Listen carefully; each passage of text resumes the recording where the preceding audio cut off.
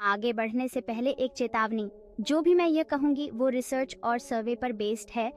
तो क्या आप जानते हैं कि जब बात खुद को खुश रखने की आती है तो लोग अकेले में क्या क्या जादू करते हैं। अब ये मत कहिए कि आपको नहीं पता। तो चलिए आज हम आपको एक वर्ल्ड टूर पर ले चलते हैं, जहां हम जानेंगे कि कौन से देश की महिलाएं खुद को संतुष्ट करने में सबसे आगे हैं और आखिर हमारा अपना प्यारा भारत इस दौड़ में कहां आता है। तैयारी कर लीजिए इस सफर के लिए। तो सबसे पहले चलते हैं यूनाइटेड किंगडम, यानी हमारे प्यारे अंग्रेजों के देश में।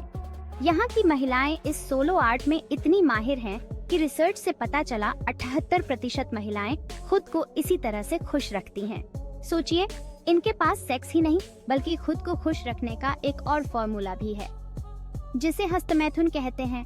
अब ब्रिटेन में तो बारिश भी खूब होती है, तो जब बाहर बारिश हो रही हो और अंदर तन्हाई हो तो खुद को खुश रखने का तरीका भी खुद ही ढूंढना पड़ता है, यानी कि हस्तमैथुन। और पुरुष, अरे यहाँ के 96% पुरुष भी इस खुशी के जादू में भागीदार हैं। यहाँ की लड़कियों की सील तो टूटी हुई ही मिलेगी बिना सेक्स किए। वैसे यहाँ के मर्द काफी सेक्सी होते हैं ना। अब आते हैं जर्मनी पर।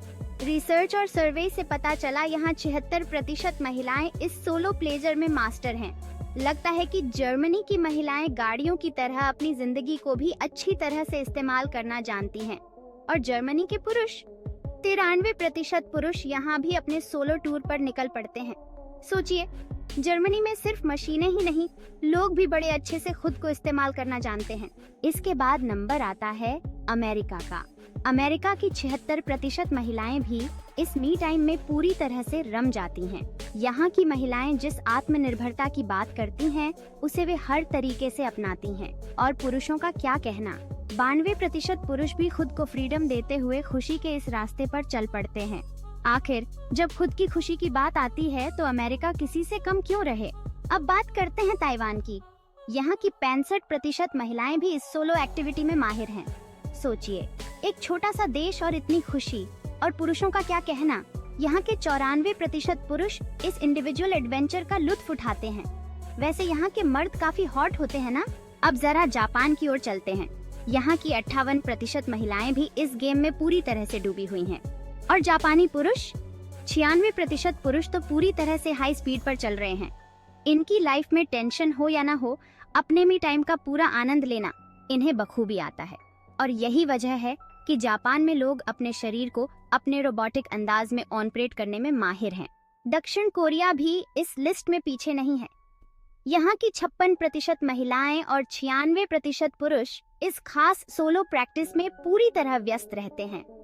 यहाँ लोग जिम के अलावा भी अपना फिटनेस गोल पूरा करते हैं। शायद इसीलिए इनके चेहरों पर इतनी चमक रहती है।